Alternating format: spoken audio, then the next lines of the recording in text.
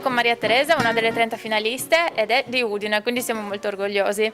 È la prima volta che partecipi a questo concorso? No, ho partecipato anche l'anno scorso, ma l'anno scorso avevo mandato delle opere che erano più illustrative che vignette, quindi memore della lezione dell'anno scorso, stavolta ho mandato qualcosa di più consono al tema proprio del concorso e insomma ce l'ho fatta.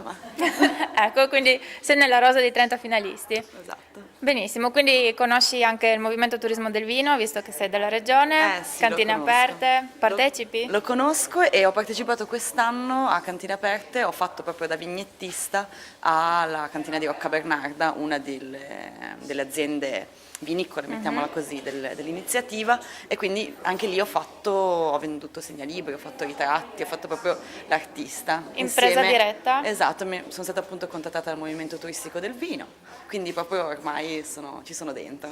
Bene, bene, ci rivedremo dopo la cena allora. Perfetto. Bene, in bocca al lupo. Grazie. Grazie, ciao.